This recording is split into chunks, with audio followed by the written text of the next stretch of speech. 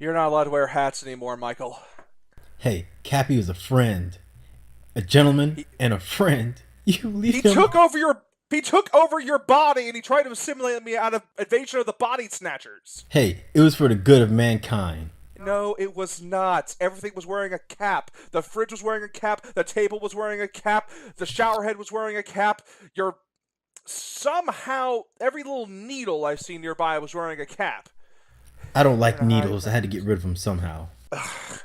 Well, thank goodness we were able to handle it. And it was all thanks to. Hold on, everybody! If you want to find out what happened to Tyler and Michael in between episodes of That Random Podcast Show, you can purchase these brand new patented That Random Podcast Show Lootboxes! Why listen to a funny topical podcast show like regular people when you can experience it like a slot machine? Every box includes at least one bit of nonsensical background information or story beat about our hosts and their random adventures, as well as replicas of Michael's Fox hoodie, also available in an epic gold variant, and Tyler's Triforce sweater. Pre-order now and you'll receive 10 boxes right now, along with the first 3 digits of one of the co-hosts' cell phone numbers where they'll talk dirty to you for an additional fee. Such amazing mysteries are yours to discover, such as when will the ghost be let out of its jar, the final result of the oncoming Fox Furry Cyborg War, the true origin story of the Candy Mantis, the actual contract signed by Joe Pesci for the Cookie Clicker movie, and the ancient secret of selling your dignity and soul in order to go free to play whale hunting while acting like a poor, impoverished CEO of a major corporation. That Random Podcast Show loot boxes, starting as low as $2.99 and as high as $100 for a pack of 50. Order now! Warning, may or may not be considered a form of unethical gambling. Hello, Internet! Welcome to the latest episode of That Random Podcast Show. Thankfully, we are loot box free for now. I am your host, Tyler Chansey, a man who wears his feelings and his passion on his sleeve, and he's proud of it. And with me, as always, is my ever steadfast and temperate co-host, the Fox Man himself, Michael Mosley. How you doing, man? I have been less busy with that. You've been waiting a long time to use that opening, haven't you? More snake oil than InfoWars because we like going for the top, everybody. So, yeah, it's been a while since we have done this show, but before we get into the spiciness, let's take a step back, because we are quite the media consumers. We have quite a diverse media diet most days. And there were a few things we missed because certain things like travel, software issues, hardware issues, car issues, the insane obligation of trying to wrangle together a reviews team during holiday season, launch, it gets in the way. So, Michael, there's a certain bit of a controversy that you have stirred up recently regarding a certain couple of shows. So please start. We'll start with you. How was your weekend? Let's start with that. How was your weekend? Not too bad. Finally got around to making character sheets for Starfinder, Paizo's sci-fi space opera continuation of Pathfinder. You know, their answer to Wizards of the Coast's Dungeons and Dragons, and I had to front load. I had to like read a lot about the setting and the characters because I'm game mastering it, and it's a lark because they very clearly showed where they got inspiration for a lot of their stuff. Like there's stuff that's clearly from Warhammer 40,000, stuff from Mass Effect, Star Wars, Star Trek, and the visual aids they had, like that clearly looks like the Citadel, or that clearly looks like Holy Terra, or that looks like Starfleet, and I'm like, I see what you did there, Paizo. It's that kitchen sink fantasy style, but it's done with science fiction stuff. So, and my players are usually good with finding the fun. So we're getting ready for some swashbuckling space action. And I've also been watching a bit of Dot Hack Sign because That's finally available back on streaming services now because its 15th anniversary is coming. I'll talk a bit more about that later on, but I have some thoughts on it. It's surprisingly interesting, so we'll talk about it 15 years down the line. And I reviewed Call of Duty World War II. It is mediocre. That's all I can say. Michael, what about you? So other than my computer going out, I've also been trying so hard to go back to the movies to watch new ones. I want to see Orient of the Train Express. Murder. Gosh Oh, darn it. Murder of the Orient Express, the Yes. latest adaptation of the Agatha Christie murder mystery. Yeah, I want to get to that because I missed Thor Ragnarok. Did not care for it, and I'm gonna go see Justice League because I st- Oh, I'm so sorry well, for I you. still believe in DC. I want to. I know people think that I'm a Marvel fanboy, or that we're both Marvel fanboys because other than Thor Ragnarok and which Age of is Ultron. which is which is really really bizarre because when Wonder Woman came out, we both really liked it. So Yeah, but apparently that doesn't count. I guess you have to like all of so them. just. Yeah, apparently you have to like all of them, or you're just a fanboy.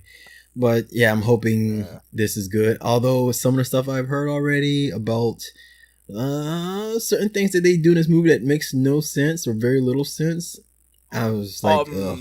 yeah, just for the record, I've looked at some of the early press buzz around Justice League, and the closest thing to a positive review I saw of it so far is that it does its best to be as inoffensive as possible, so you just don't ask for your money back. Yeah. From what I've heard, they played it safe, especially since they Having switched directors due to very big reasons. uh, of course the big elephant in the room regarding the tragedy of the Snyder family, thoughts and prayers, of course, to Zack Snyder and his wife Deborah while they're still coping with that. But it's really funny you bring up that we're Marvel fanboys because I actually did go out to see Thor Ragnarok and I didn't really like it all that much. It's really weird. It seems Which like it everybody just loves the new Thor Ragnarok because it's not as dull and serious as the first two Thors, apparently. and for me that's where it's kind of weird because I'm actually kind of an apologist. I actually like the Thor movies just fine. For me, the first one hit just the right level of melancholy cheese, but played it straight enough that I was willing to get into it. And I liked how they had Kenneth Branagh with there, kind of doing this sort of ye old Shakespearean gravitas to it. Which, of course, if you're going to put Anthony Hopkins as the Allfather, you might as well lean into it. It was just the right level of cheese for me. But then Thor: The Dark World was trying to be all dark and serious, and honestly, I can't remember half of what happened in that whole movie. Something, something, something. Christopher Eccleston is a dark elf. Something, something, something teleportation happens, something, something, something. Thor hits him with his hammer, then the credits rolled. I wish I was kidding. I barely remember anything from that. Oh yeah, other than Loki faked his death, they made a big deal out of it. Then he took over Asgard. That's basically all they gather from Thor: The Dark World. Ragnarok goes like in the complete opposite direction, where it's it's annoying. There's some good stuff in Thor Ragnarok. Like there's some good elements to it, and there's some good themes to it, and there's some good parts to it. But otherwise, it's acting like it's a full-on comedy, but it's doing it in the most shallow way imaginable. Like Marvel's Guardians of the Galaxy is labeled flat out as a comedy series, and yet it can have stuff that happens in them that can emotionally punch you in the feels and make you feel legitimate feelings of that stick with you. Ragnarok is like it's trying to be a serious story, but then they thought, oh wait, let's not be too serious. Let's throw some hackneyed slapstick jokes in here and a bunch of side characters that are basically just there to be mouthpieces for more jokes, and let's dilute this a bit. And the weird thing is, there's supposed to be like a theme going on about how it's trying to find hope in the end of the world, but there's a difference between hope and optimism and gratuitous slapstick and oh dear, I'm getting depressed now just thinking more about it. It's weird because people have labeled me as kind of a Marvel fanboy, but when I went to see Thor Ragnarok, it was like suddenly I was on the opposite side because every single criticism people have labeled at the Marvel movies, they've been labeling, leveling at them. You know what I mean? Like the heroes are too jokey, it's too lighthearted, it's not serious, it's trying not to be every single criticism you could possibly have heard applied how I felt about Thor Ragnarok, Well, I mean, it makes which sense is because the whole serious tone of the first two Thor movies is what made them unpopular with a lot of people. And I guess they just chose the wrong time to make Thor to this jokey, lovable oof.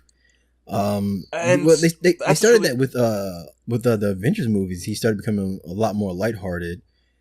that's the thing though. Like I wasn't mad with how were handling Thor. Thor was not a problem for me. It was it was everything else, and uh, it was just like every single. I think it had something to do with the audience I was with as well because almost every other 2 minutes people were laughing Yeah, because that can become pretty annoying, especially if you find something that isn't funny and the yeah, whole audience is just going crazy for it. You're just like, yeah, I'm with the wrong crowd. yeah, like there's some legitimately good stuff in there. Like I'm trying to think of some non-spoilery stuff that happens. Like the first encounter that Thor has with the Hulk. That's funny. That's funny because Thor tries to do the Age of Ultron, hypnosis thing on him. Hey there, big guy. Sun's getting really low. And it looks like it's about to work. And then Hulk just grabs him, and just starts slamming him around.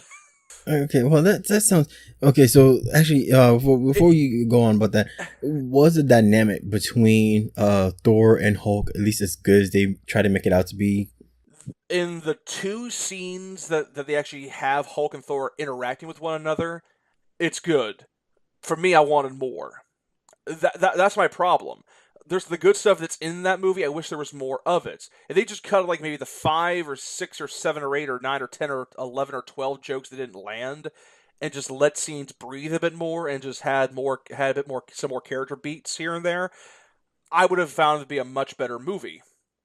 Because there's something good going on under the skin of this movie. It's just that it keeps putting on a clown mask and honking a horn every couple of minutes. I'm like, will you just stop that? Just take him off, please. Stop that. And that's what really stopped it. Because as I said, there's some good jokes here and there. I mean, once again, going back to the big, Hulk Thor, yes, in the gladiator room. Loki sees the Hulk, and I swear to God, you can see him flashing back to the scene in the Avengers where he's just slamming him around. It doesn't actually That's play. actually one of my favorite parts. Yeah, Loki just has this oh crap look on his face, and he actually says, "I need to get off of this planet now." That's actually I'm glad they at least kept the continuity of Hulk and Of, Loki. of course, I also need to confess this. I think I may also have a bit of a bias because I am aware of the appeal that of Jeff Goldblum, and I know that given the right material, Jeff Goldblum can be really entertaining. But I can take him or leave him, and he kind of takes up the second act of the movie as the Grand Master. He's clearly having a ball. Don't get me wrong. He's got some great I stuff, think Jeff but Goldblum has evolved like all the movies he makes now. Like I think he's at a point where he's like, yeah, I could just do whatever and just have fun with it because a fun Jeff Goldblum it makes a fun character. In all honesty, so the more fun he has with the yeah. character, the more fun you'll probably have. And he's having fun, and there's some good stuff in it. Like I said, but he wears out his welcome a bit too much. I think he kind of overwhelms the movie a little bit too much. And but there's also some good stuff in there as well. Like Kate Blanchett as Hela, the goddess of death. She has some of the better moments in the movie, and I freaking love her. Like they actually do have a moment where she flat out strikes down an MCU continuity error, and I couldn't help but break down laughing. It involves the Infinity Gauntlet that we saw in Odin's treasure room. That's all I'm going to say. Oh, so they actually addressed that whole thing. Yeah, Oh, that's yeah. good to know. It was really funny. It was like a quick one-off scene. Like once again, these are non-crucial major spoilers at all because you're still gonna go see it. You're gonna still have a fun time. But it was like a scene where they're going through Odin's treasure room, and one of the guys sees the Infinity Gauntlet. Like, oh my gosh, he's like fake, and just knocks it over. That's really awesome. I'm glad they did that. It's like It took fake. them a few years, but I'm glad they did that. It's a replica. Just shoot that down. And for me, I think it's also an issue where, for some ridiculous reason, it kind of broke the cycle of a lot of the third of movies of the MCU.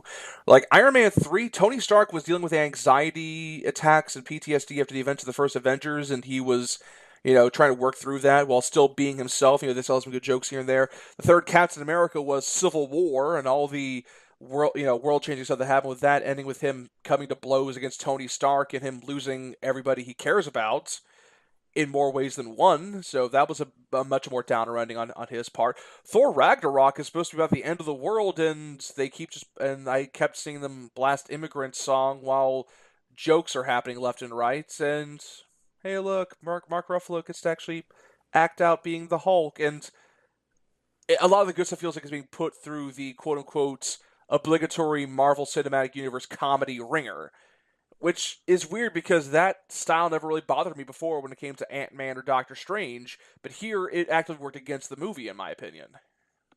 Well, that makes sense. I mean, again, like compared to the first two Thor movies, and with the theme that was supposed to be in Ragnarok, it makes sense that this would be the one time the Marvel recipe of success actually works against it. Because this should have Yeah. been a Thor movie that was a little more serious. A little bit more serious. I mean, I was okay with Thor cracking jokes here and there, and once again, Kate Blanchett hamming it up as Hela. That was fine, but and Loki does have some good moments in the movie as well. It's just that I'll say it again. There were just some weird scenes where there should have been a serious stuff going on, and then a bit of slapstick comes out of nowhere, and it's like, really? Did you really need to put that in? That makes sense. So since you actually were seeing Thor Ragnarok, what's keeping you from seeing Justice League? Like you don't want to see that? Come on, don't do that. If you really need to know, it's due to something else that we'll be talking about later on in the show. But it's because I will not have the money at the time to go see it opening weekend, and I can't drag a victim, I mean friend, with me to see it with me, so I don't suffer alone. I mean, not be lonely. I mean, not suffer alone. So I it's the kind of movie where I'm like, okay, I know I'm not going to see it because between Thor Ragnarok and this, there's only one other movie I do want to see by the end of this year, and it's The Disaster Artist, the movie about the making of The Come on, Room man. with That's James Franco as Tommy come on, Wiseau. man. That's something that should go straight to DVD or streaming. That's not something that Dude, should have been in no theaters. man, no. I will go to theaters to see this because when I first saw the movie The Room, it played on Adult Swim on April Fool's Day, and I want my gosh darn 2 hours back. But Or at the very everybody knew it wasn't a good movie. You watch it because it's not a good movie. No, I didn't know this. No. Bit of a background thing, people. I didn't even hear about the movie The Room until it assaulted my eyeballs one April Fool's Day on midnight. I am not kidding. Oh man, that's great. That's I didn't great know to any, I know. didn't know anything. I didn't know anything about The Room, and it was like a train crash that kept going. Oh, I'm like, what is this? I want to see that What movie. is this? I still haven't seen The Room, and I want to. I did not hit her. I did not.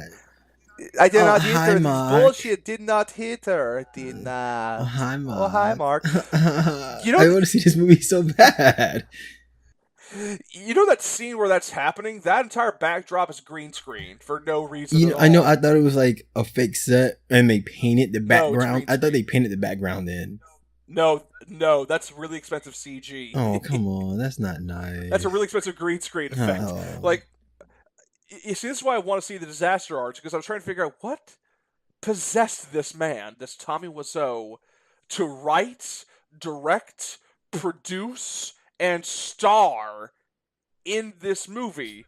What I'll, possessed him to make this? I'll have you know, this man is an influencer. He makes me want to go out and do something like this, just for the heck of it, just for the fun of it, just and, because you can.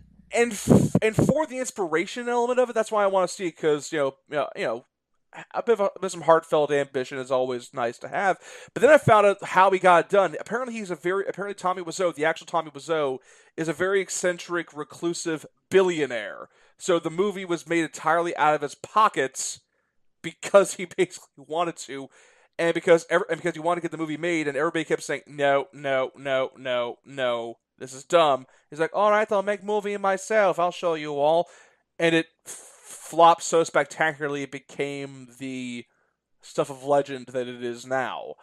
And on that premise alone, I want to see this movie because I want to see how James Franco pulls out his Tommy Wiseau, and I will gladly see this in theaters just to see him. Ha ha ha ha Look, ha. look, Yeah, just like cheek everybody else, cheek, I like James Franco. Everybody does, but the thing is, Yeah, he's I fun. don't think this is going to be the movie that he should be doing. Like, yeah, okay, we get it. It was fun, but like, this is a cult. This is a cult classic. This is a cult hit for a reason.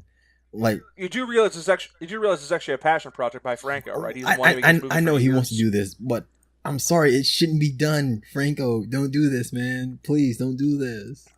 Like, You're saying Franco no. I'm yelling Franco and I'm yes. saying Franco, no. Wait, is his brother involved in this too? Is Dave in this? I think Dave Franco does have a producer credit. And I know he roped Seth Rogen into it. There's no roping. It's, hey man, you want to do this? Yeah, yeah, sure, Oh, man, no, I'll no. do it. It's Oh, Seth yeah, Rogen. of Like, course. those guys sit together like Dwayne Johnson and Kevin Hart now. Kevin Hart. Oh, speaking of which, did you see the whole Rampage movie is actually happening? That they have screenshots and everything for it. I'll hold my judgment until I see a teaser. Well, it's Dwayne Johnson with a weapon and some giant silverback gorilla. So the gorilla's in there. I just want to see if they're gonna have a giant gator. Oh yeah, Liz, the giant lizard girl. That's what I want to see. It's like, Okay. are you going King Kong with this? Like, how are you gonna pull this off? Here's the thing. Here's the thing I do want to bring up because it was kind of one of those drop topics a while ago. Speaking of stuff that is popular, that's made by well-known celebrities that we didn't seem to really enjoy all that much. Wasn't there this really high-profile anime that came to Netflix that you saw and wanted to? Come on, there wasn't. Oh, come come on. on. No, please Do don't it. do this. Do it. All right, fine. We'll talk about Dot Hack. No. Please don't do this. So what did you think of Neo Yokio? It was trash. Michael? It shouldn't exist. This makes people who actually knows the thing too about anime hate anime. This would make you, if you want to be an animator or you want to do voice acting, this would make you hate both of them. This would make you want to give up on your dreams of ever even trying to get into the industry of animation and voice acting. I dislike Neo Yokio with a passion. So what's Neo Yokio about, Michael? Neo Yokio doesn't even know what it's about. I don't. Jeez, it has like 3 or 4 story threads that it just throws around for some strange reason. Like 1 minute, there's this whole storyline about becoming the most eligible bachelor, which our main character Kaz like he doesn't care about it and he doesn't want to be the most eligible bachelor. And then when his ranking goes down, oh no, how did that happen? Oh man, I'm no longer number 1. It's like, you don't care. Why do you care all of a sudden? And then when he becomes number 1, oh, the list is just a social construct. It shouldn't exist. You were just complaining 10 minutes ago about not being number 1. It's really oh god, this movie. So what you're trying to tell me is that it's basically somebody trying to make an anime out of Jaden Smith's Twitter persona and all of the inconsistent inanity that goes with it. Yes, but the thing is, sometimes Jaden Smith's Twitter nonsense can be quite entertaining. Neo Yokio is not. Until about close to the end of the season, which I think is like 6 or 8 episodes, which I had to drag myself through all of them. But yeah, 1 minute is all about this list of eligible bachelors. Oh, and by the way, he's an exorcist.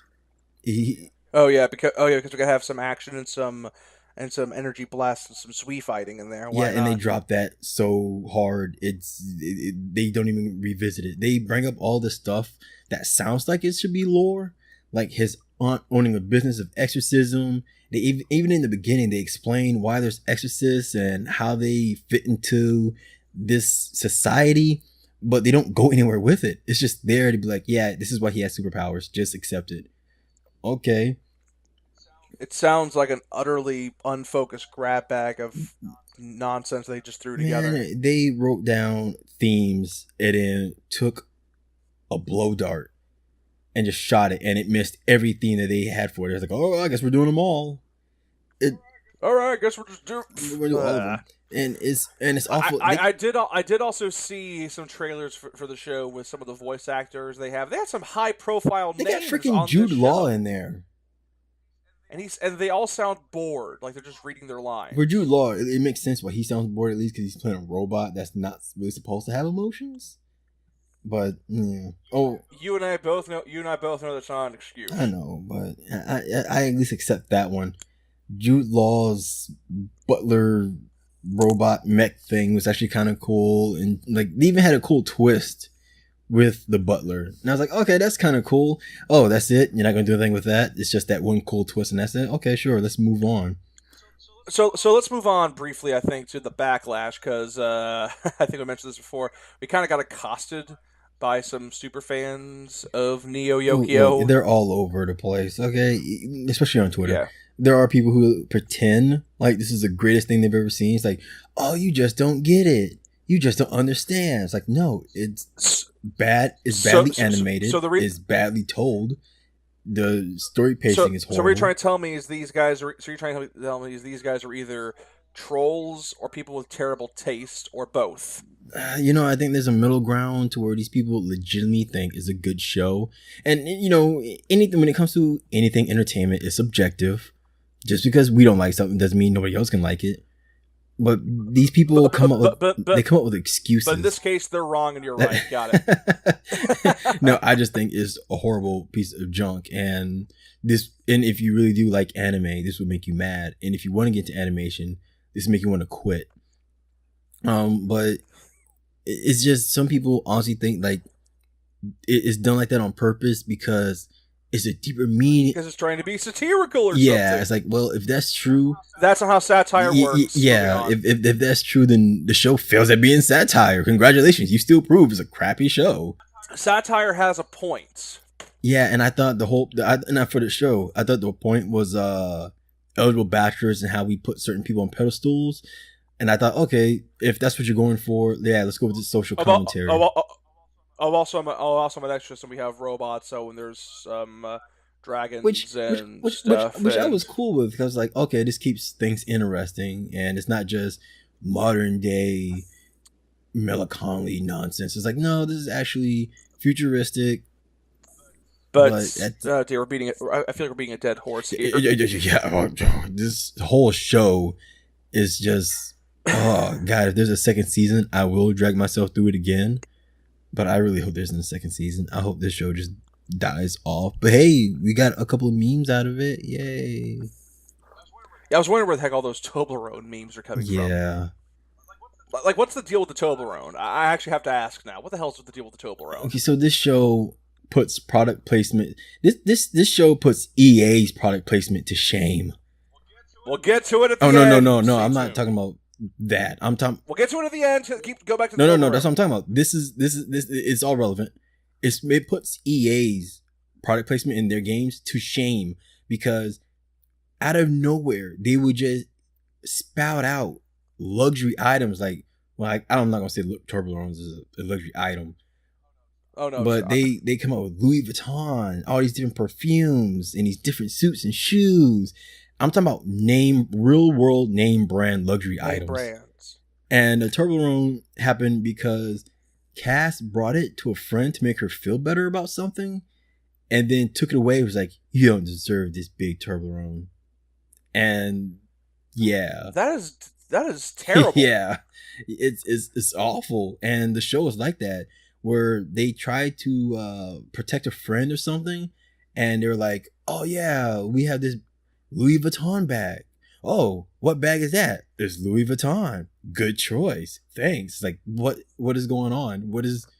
This I'm sorry. I'm going to stop you right there. I think we kind of get the point. But this sounds like an aborted idea for a prolonged sequence in an episode of the Boondocks. Man, the Boondocks wouldn't even touch this. SNL wouldn't touch these as a skit. Mad TV wouldn't. Is that still on the air? I don't care. But so we've gotten that bit of unfinished business out of the way, and you brought this up, so I guess I will briefly kind of mention this. I got a lot of anime in my backlog, and whenever I do find some time, I do try to nibble on some episodes here and there. But because of that, I'm starting to go towards more short, smaller increment size series. Stuff like Erased or Madoka Magica, where it's like 10, 12 episodes, and I can take care of that, and I'd be done with it. I'm trying to get through. I'm trying to get through One Piece. That's not going to happen. I've accepted this. It's not going to happen. But recently, Namco, Bandai Namco, or Namco Bandai, whoever, celebrated the 15th anniversary of the series Dot Hack, which everybody has told me is one of those highly influential series that people really like. It's really popular, and it was really cool at the time because it was trying to be a multimedia plot where its story was told through anime, JRPGs, manga.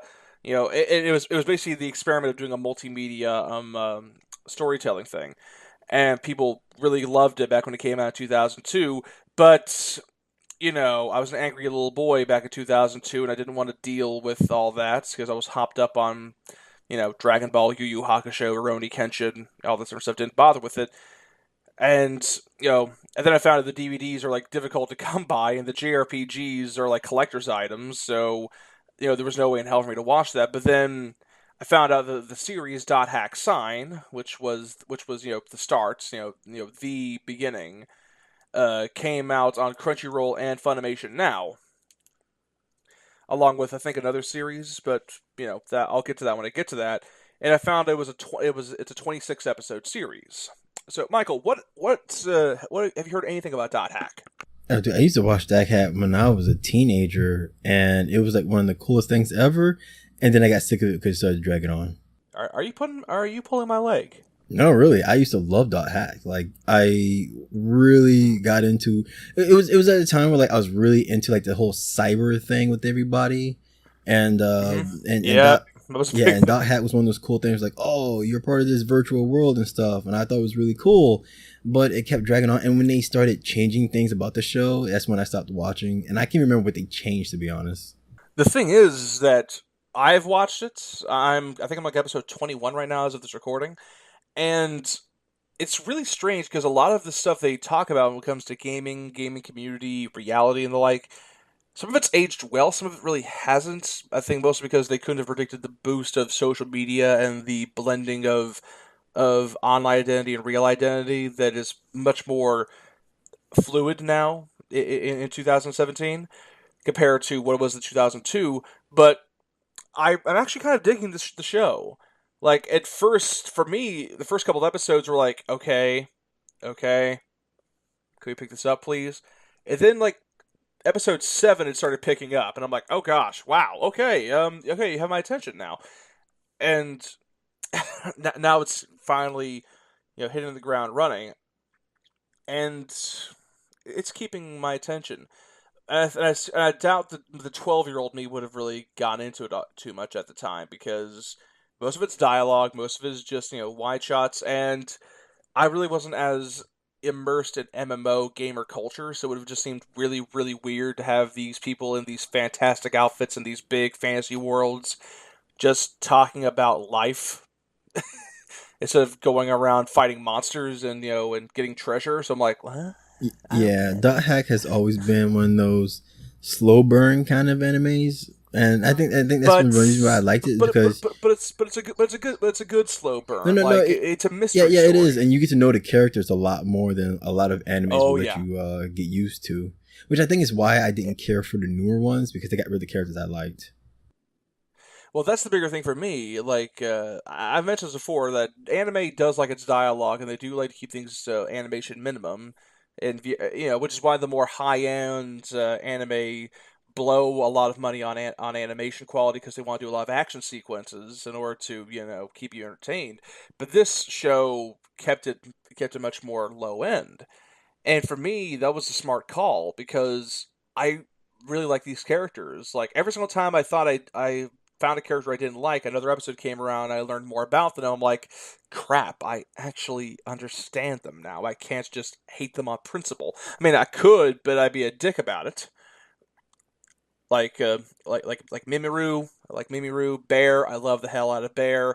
BT, I thought was a bit of a jerk, and then I found out, oh, okay, that's how she is.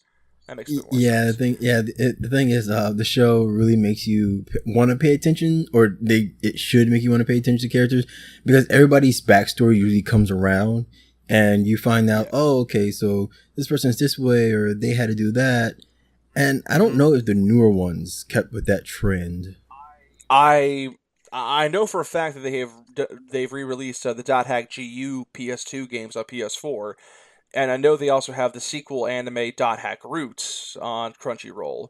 But I'll get to that when I get to that. But I think for me the weakest part of the show is the character of Tsukasa, who is the main character.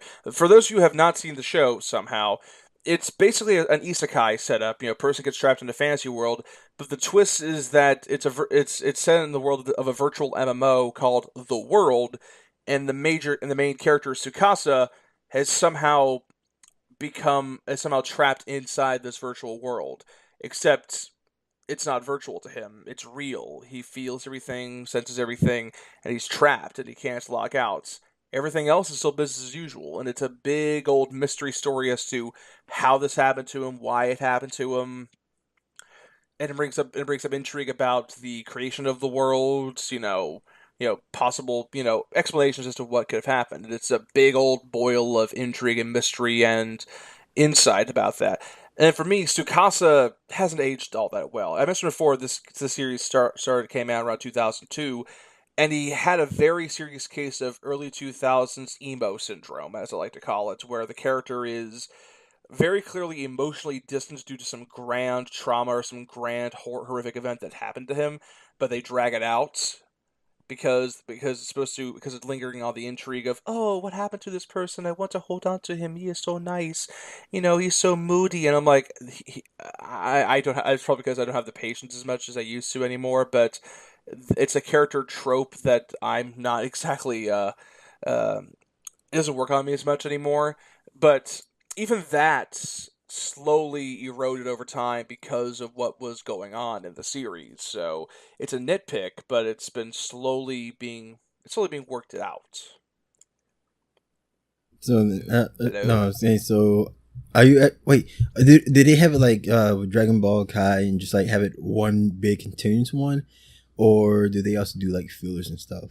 There were a couple episodes where there was a bit of filler where it was mostly just characters talking and knowing more about them, and I think that did lead to a bit of a pacing issue where they're clearly building up to something, but you kind of forget about certain stuff because they don't mention as much.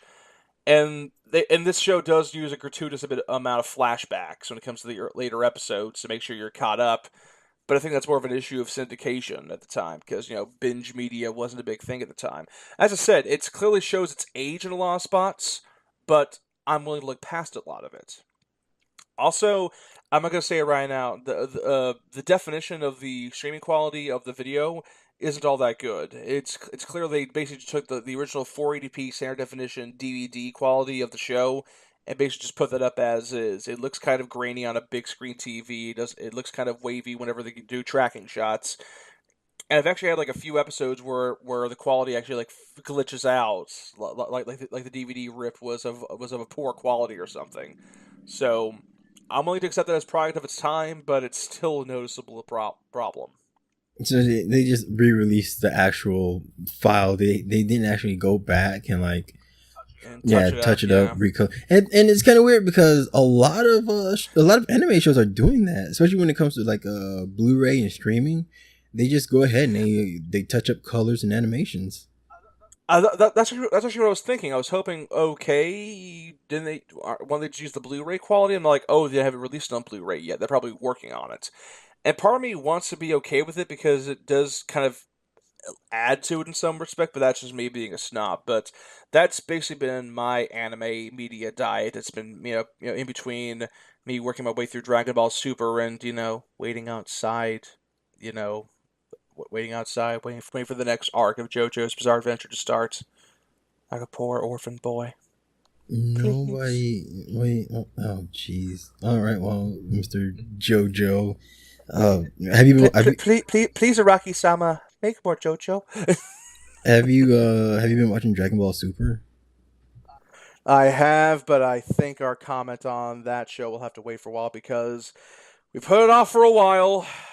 It's about Let's talk time. Let's about it. do this. So, EA, Electronic Arts, one of the bigger names in video game publishers today. They are going to be publishing a new game that you all should be very familiar with. Star Wars Battlefront 2, because Disney thought it'd be a great idea to give exclusive published license rights to this studio. And how Look, I'm well sure has that EA. been turning out? I'm sure EA has put in a great deal of money for that exclusive deal. And let's face it, when you spend billions of dollars on a franchise, you don't say no to anything that's a guaranteed pay. So I don't. Oh, especially with how much Disney paid George Lucas for the Star Wars license to begin with. Yeah. When you spend over $1 billion for something like that, you don't just say, "Oh no, we're gonna do a license for everybody." It's like, no, wait, you want to pay $500 million? Yeah, sure. We're already making money back from. But part of me wants to say Disney should really consider maybe renegotiating or just saying no and taking their toys back Wait, because why would they? Well, man, no, don't make me defend this. Okay, I'm not. Go because the ahead. reception Well, because the reception. I'm building up something, Michael. Don't you cut me off. Sorry, everybody.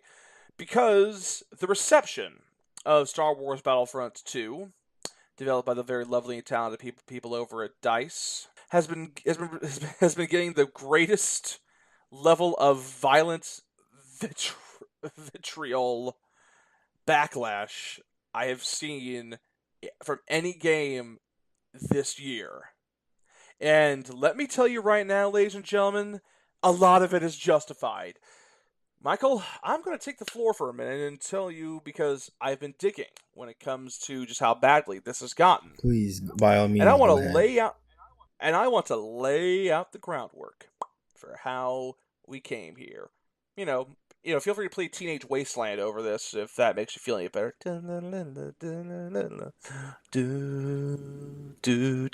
Okay. So, the original Star Wars Battlefront, not the original that Pandemic made that was awesome. We're talking about the one that was released in 2015. Got a bit of criticism because it was multiplayer only and sold at full price with a $50 season pass. EA admitted they pushed the game out in order to make its release around the same time as Star Wars: The Force Awakens. That really good Star Wars movie that people like to be contrarian about now, back in 2015. And so they announced, okay, this time when we make Battlefront 2, we're going to do better. And of course, everybody said, sure, whatever, we'll believe it when we see it. And, time ticked on.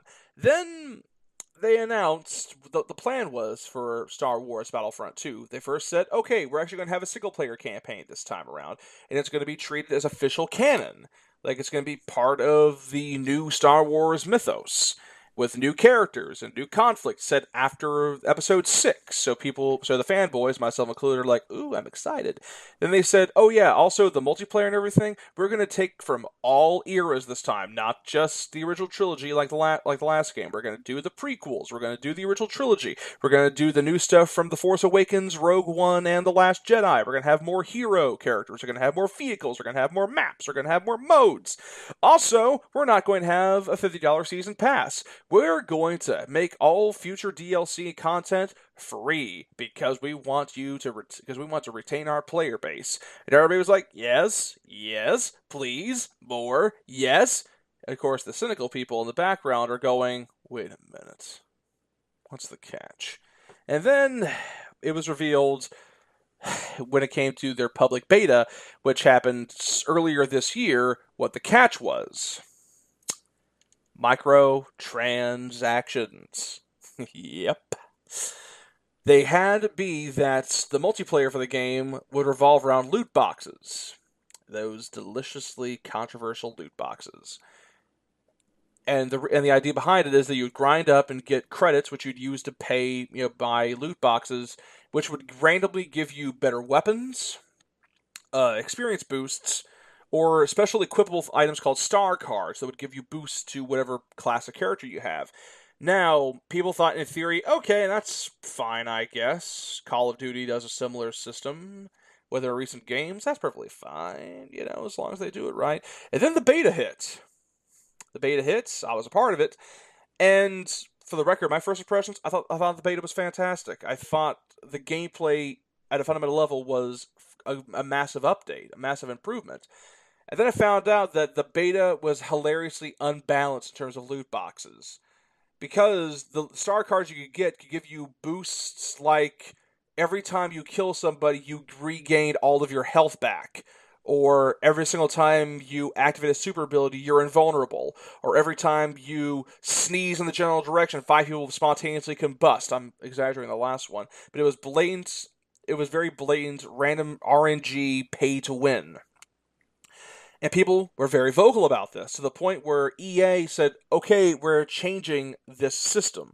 We are changing this now so we have a proper progression system where you can't just immediately get epic level star cards. You can't just, buy a bunch of loot boxes and get a bunch of extra stuff. You have to hit certain levels and restrictions and the like in order to, give it a better sense of progression. So that happened for a while. And then advanced copies of the game started coming out. Advanced copies of the game started coming out for the press, and they got a chance to look at this new system and thought, "Oh, hey, this is actually not half bad." They had to be that you had to unlock certain heroes by getting a certain number amount of credits. There were certain items that just couldn't be bought. There was sort of a crafting system that you had to work up to, and it all seemed to make sense. Here's the problem, though: the build of the game that was sent over to the games press was not the version that was going to come to retail. It was actually, they were basically lying. They basically give a version to the press to get them to positively hype the game, and then when it came to customers that bought the game through EA Origin Access on Xbox One or PC, they got their version of the retail version of the game and found out that the prices for the heroes were much more cranked up. They couldn't earn credits nearly as much, so it turned into a big old slog. And despite there being restrictions, you could still pump like $20-$30 to give or take into loot boxes, get an immediate unfair advantage with various heroes, and basically just stop the competition without trying at all. Instead of rather than be a person that plays a video game like a freaking video game. And of course, people were immediately pissed, especially since those people who pre-bought the game on EA Access and on Origin, the storefronts decided to hide the refund button. So if you wanted to get your money back for getting noticeably ripped off, you had to basically go to war with the poor soul and customer support. And after all this backlash, DICE has been playing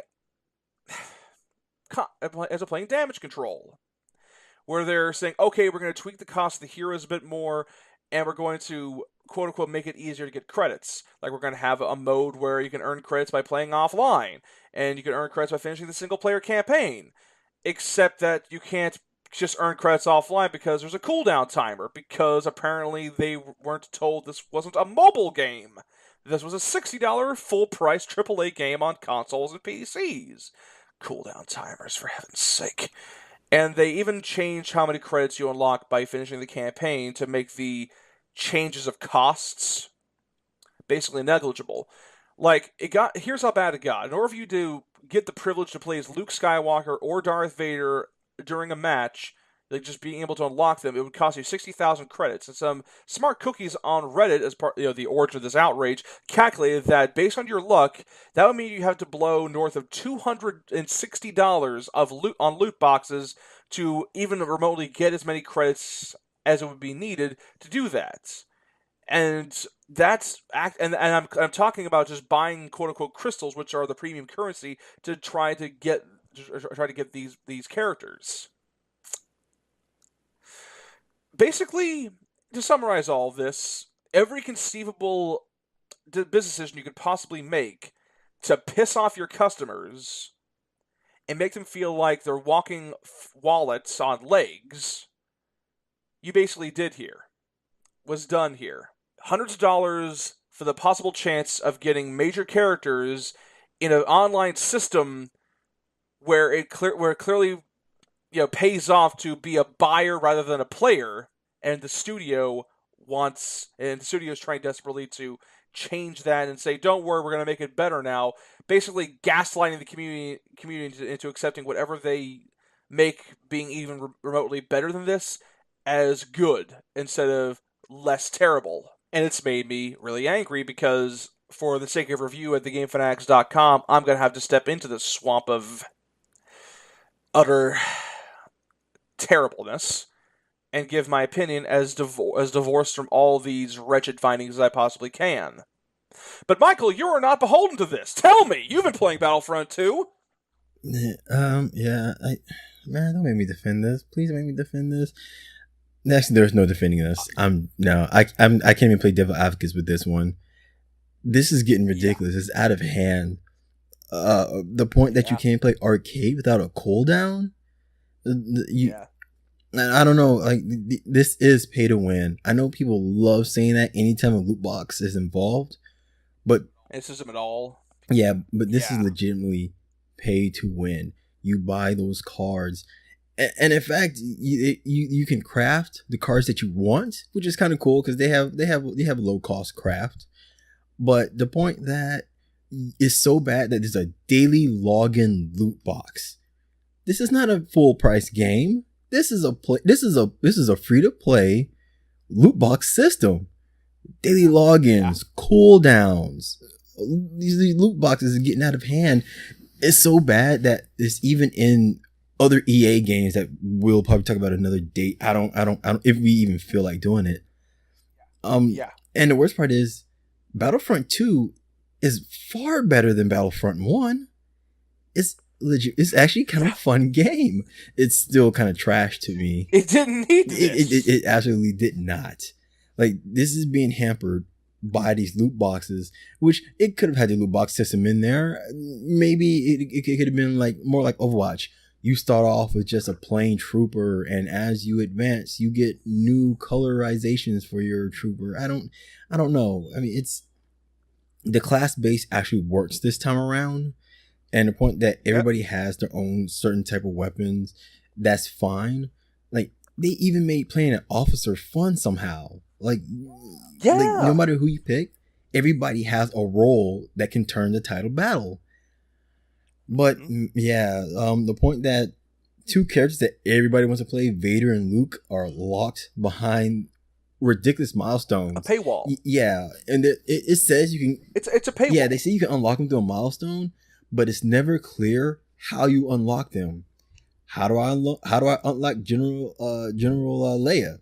No idea. This character is locked. Okay. Somehow, I don't know how, but I have a level 5 Leia that I haven't even unlocked yet. I don't understand how this system works. That's the other bigger insult, though, I found from this whole thing. I've looked at this system. Once again, I've not played the game myself, but it looks like it's needlessly convoluted and vague just to pressure you to pay more. Oh my goodness, it is. It's so vague that sometimes the little in-menu help screen nonsense that's supposed to act like a tutorial points you towards the loot boxes, like, hey, you can buy crystals to buy loot boxes. It's like, no. What? Get out. No, don't. You shouldn't have to say that. I know the loot box is there. I open it every time I turn on the game because of my daily login or whatever. Your daily reward or whatever. Yeah, so it's like, you really did. And the worst thing is, it didn't tell me that at the beginning. It waited until I played like a few games, and then it reminded me about the loot box. Like, come on, stop this. Just stop doing it. And getting credits in order to get the loot boxes, it's ridiculous. It takes a long time. And but you can save up the credits, just buy what you want. I mean, you could. I just saved up credits. The most expensive loot box, there's only 3 of them. There's the Trooper, the Hero, and the Fighter, the Starfighter. Starfighter loot box, useless. Never opened that. It's only like 2,000 something credits. Somehow, the Hero box is only 2,000 credits. Because, hey, some of the heroes, like a few of the heroes are locked away anyhow. But the Trooper box, the one that they know you're going to be playing the most, is 4,000 credits. Oh. And you really got to save up for those boxes. Yeah, like for the record, like by playing a single match, you can maybe get 300, maybe 400 credits if you're lucky. I mean, if you can dominate, you can, yeah, you can get a good chunk of credits. But if you're the majority of the players like me, you walk away with like between 20 to 100 credits, maybe. Yeah, Maybe. if that. And oh, don't worry though. Some loot boxes they have credits in them, so you can get some of your credits back. Yay! No, Yay. no. But they have crafting parts where you can craft cards that you actually want, which I will give the game. At least the crafting price is pretty low. I wouldn't even give it that because everything else that's been described with the game is that, as you said, it is a textbook example of a free to play marketplace, of a free to play economy, of a free to play business model and psychological tactics for a multiplayer focused, hero, competitive game, but it's still being marketed and pushed as that in a fully priced $60 game by an acclaimed publish by a famous publisher. Let me clarify that famous or infamous publisher by a professional developer in the AAA game industry, being sold to the mass market on the Star Wars license. And that's why they think they can get away with it. It's because they have Star Wars slapped on the front of it. If this was any of their other games, with the exception of Madden and FIFA, they probably wouldn't get away with this. I'm talking about you, Need for Speed. You're not getting away with that. Madden can get away with it with their Ultimate Team, and FIFA can get away with it with their Ultimate Team because people like digital trading cards. I don't know. But with something like Star Wars, this is ridiculous. This is not something that should be acceptable. And you know what? I really do hope that EA really does take a beating for this because I've seen Oh, there have been people who actually canceled their pre-orders. or tried at least. Have somebody actually not been able to cancel their pre-order? I told you before in the No, beginning. no, Weren't you no, no, no, listening? no, no, no. You said refund. I thought you were talking about like people like me who has EA access and Origin and tried it out. And it's like, nope. Yes. Whoa. Okay. Yes. So it's those people. No, no. I'm talking about people who Yeah, haven't. that's what I was talking about. Yeah, people who bought the game on Origin, got Origin early access so they could play a bit early. And it's like, oh my god, this is Right. terrible. I want to get my money back. I want to cancel my pre-order. It's like, nope, can't find the Yeah. refund Right. button. Right. I was talking about people who haven't played it yet. Like a lot of those people have gotten refund.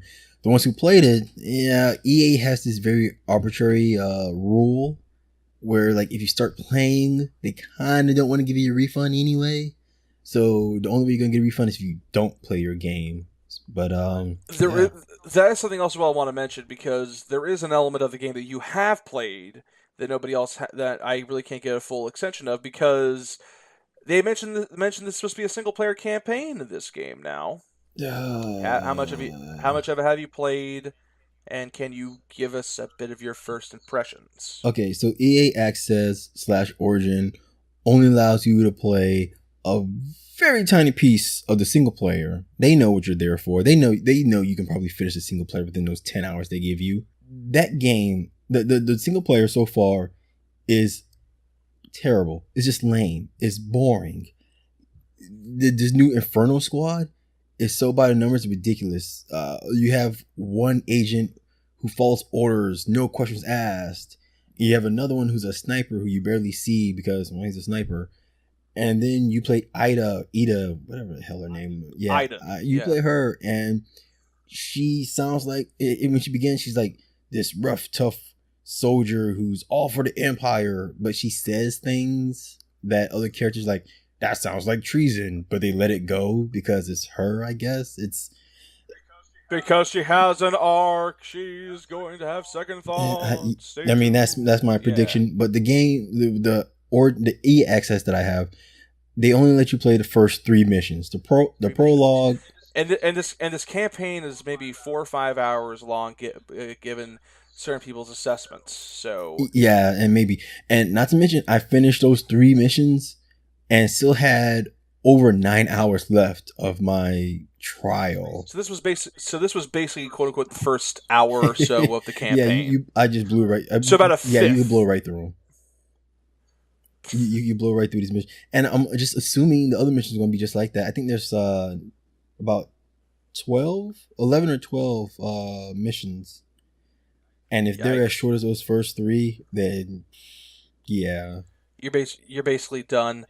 And this is kind of amazing because I remember when I actually had to review Star Wars: The Force Awakens 2, and I thought, oh my gosh, how could the at the time I couldn't imagine a more offensive use of the Star Wars license. This is creeping up on there, and this is off a reputation alone. So that is meep. Yeah, this one, they don't. I don't want to say they don't try, but it's Dice. Dice has never been good with single players. The only single player that I can name that I actually enjoyed from them was Bad Company 2. Other than that, they can't. They're a multiplayer company. They know how to make fun multiplayer shooters. Single player, not their biggest strength, and this shows it in numbers. Okay, so the story takes place with this. I know it happens after Return of the Jedi, after the second Death Star Yeah, blows yeah, yeah. up. It goes with the second Death Star, but they And try. it's from the perspective of these Inferno Squad Imperial soldiers that are, I'm guessing, trying to keep the Empire together by doing attacks on the rebels or something. Yeah, something like that. I mean, Okay. it's so shoehorned into the actual Star Wars saga. It doesn't really matter because they do things that doesn't really make sense. Like there's a messenger, that's draped in red. And we've seen these kind of characters before. Like, oh, those are the Vanguards, the Guardians. Those are the super badasses that can go up against the Jedi. The Red Guard. Yeah, like no. It's just a robot that that has a screen that shows This is the last Palpatine's. will and testament. This is the last will and testament of Emperor Palpatine. Yeah, it's go and kill the bastard that killed me. Goodbye. yeah, it's really weird. It's like I don't. Sorry. Maybe it's just me. I don't remember that being in the Star Wars at all. But then again, it's Star Wars. You can add in anything. Creative license. I'm willing to accept it. Creative license. Huge universe. Yeah. I was fine with that. But the thing is, Palpatine sent that message when? Because from the dialogue, it was like, so was this already the mission? Because this mission didn't happen until after the destruction of the Death Star. So what is this Palpatine is such a Palpatine is such a schemer, though. I bet you it's like one of his contingencies. Like if you're listening to this, the chances are I was mauled to death by pie jacks. Yeah, I was.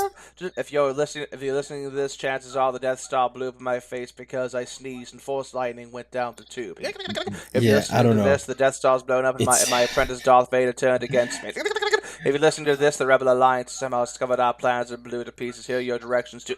I'm sorry. I'm like imagining it's weird because multiple ways that could have gone and the thing is, wrong. the first mission, the prologue, is you destroying a message that was supposed to go to the to the rebels. So I don't know. It's so weird. I don't like what I've seen so far, and the missions are so boring.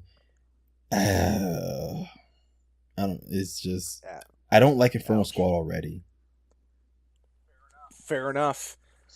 So, based off of, we made perfectly clear that the single player campaign feels underwhelming.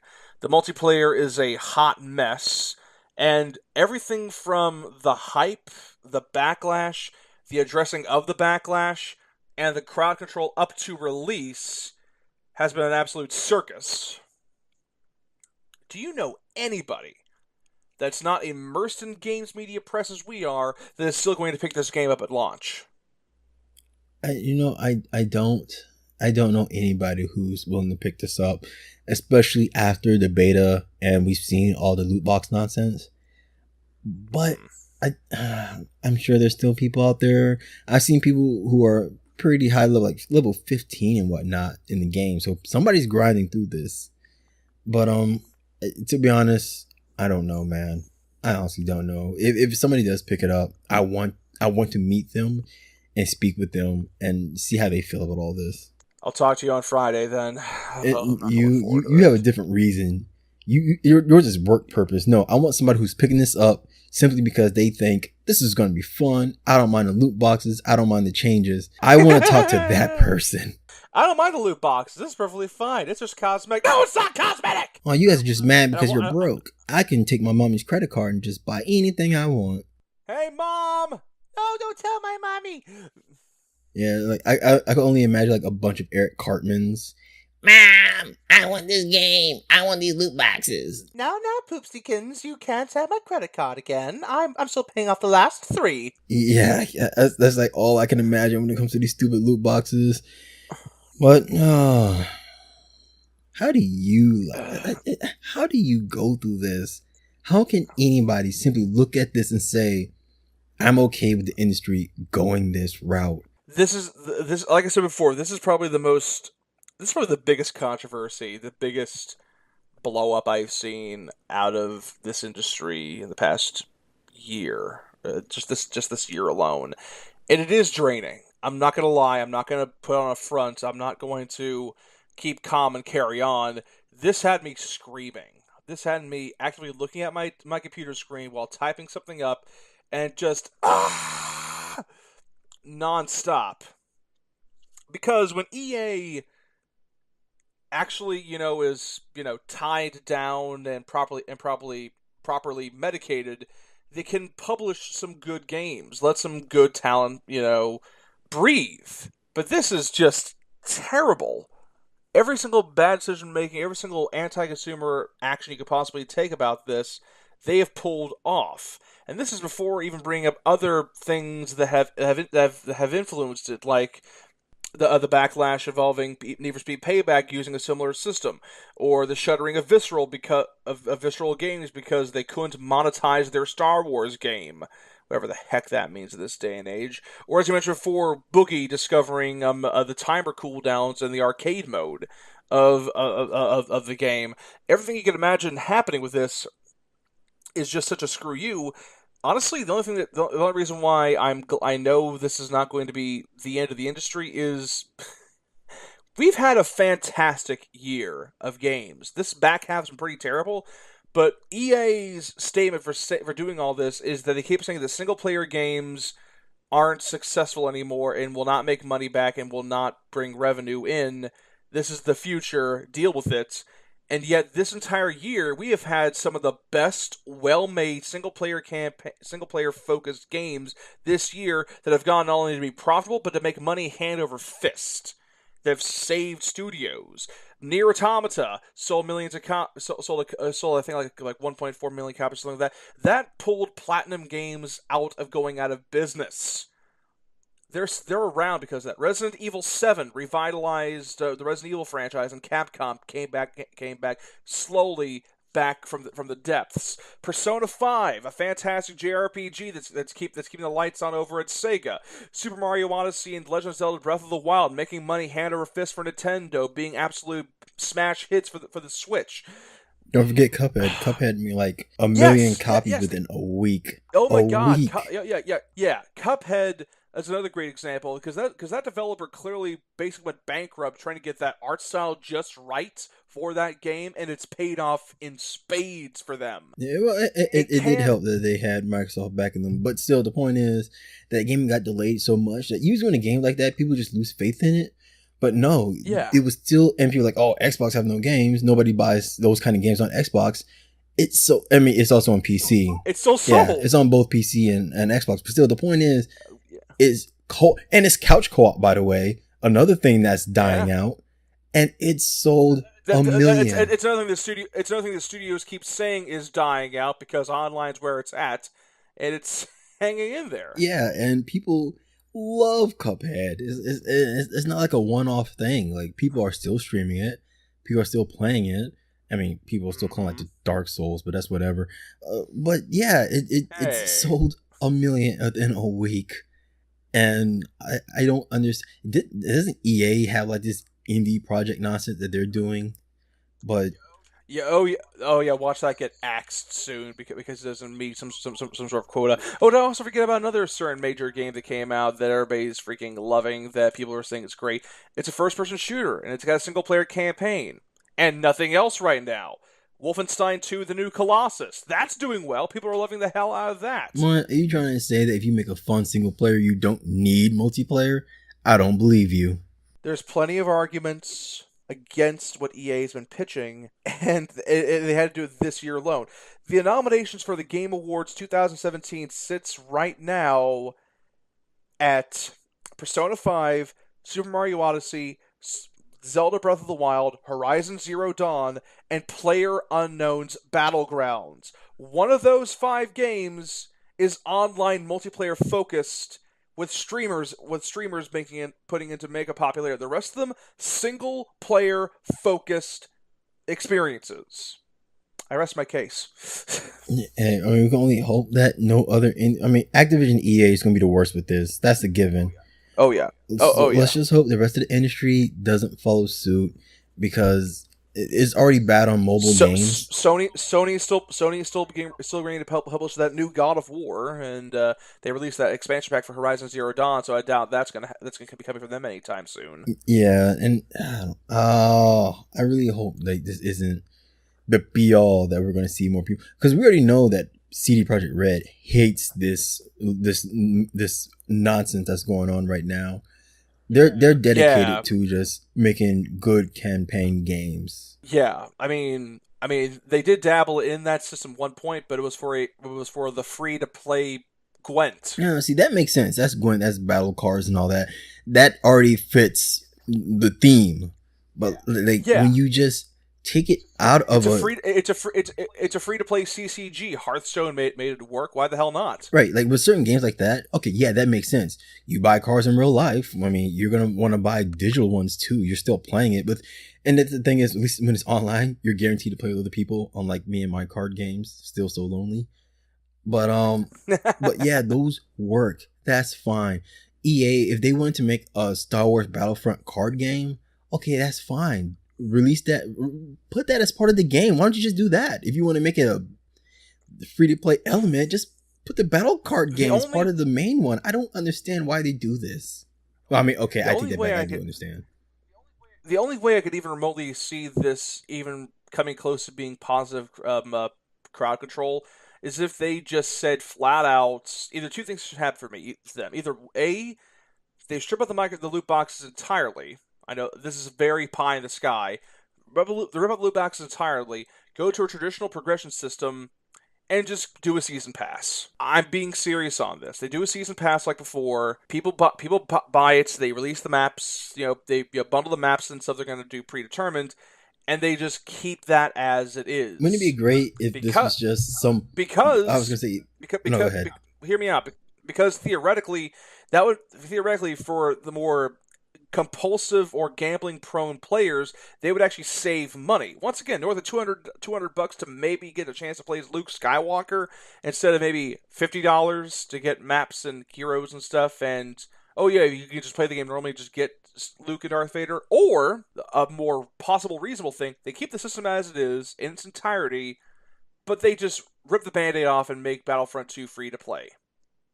Keep your predatory, insultingly manipulative loot box pay to win system, but make it free to play. Let the whales indulge your coffers, and let the community run its course with that. And after you made all that money, you axe it and try again. I know that's very cynical on my part, but that's the only way I can even imagine this even remotely reaching some level of compromise. Because otherwise, this is still a fundamental system that fundamentally is trying to screw a bunch of consumers out of their cash that have already paid up front for an experience that they are more or less entitled to because of, the benefits of a capitalist market. Get what you pay for. Yeah, maybe. But I was gonna say this would be great if there's just a ploy by EA to try to get people to accept season passes. Within the next game to like, hey, no more loot boxes, just season passes, and people are like, yeah, I'll just spend this $150 to get a season pass rather than microtransactions. Like, if this is their ploy. And on that depressing note, I think we'll leave it there for this episode of that random. Tell me that wouldn't be great. That would be the best marketing. I mean, it would be horrible, but yeah, I could see that being a great thing. Yeah, no. If they pulled that off, I think I would actually drive all the way to California, go right into Electronic Arts' board of directors room, run in and just punch every member of the board. Just speed bag, go through everybody, flip them all the bird, and then just drive off and never explain myself if they did that. Would be better than microtransactions. Huh? Huh? If you want to follow, if you want to follow me on my on other bits of social media, whenever we're not doing this show, you can follow me on Twitter at Darth Rahu, capital D, capital R, all one word. I also do still write stuff at cybertavern.blogspot.com. It's a bit slow. It's been a very busy season recently, and of course, you can follow my reviews and my news coverage at thegamefanatics.com. Michael, where can we follow you? Well, if you pay a fee, you can follow me on Twitter at M_MOSLEY_JR. And if for some strange reason you can't find me there, it's because you did not unlock ZaphMod. But don't worry, you can also find me on Twitch with ZaphMod1 and on Mixer at ZaphMod. And with that, ladies and gentlemen, we'll have to bid you adieu till the next episode of That Random Pod. If you want to purchase the finale to this episode of That Random Podcast Show, please try out the That Random Podcast Show finale loot box bundle, coming free with...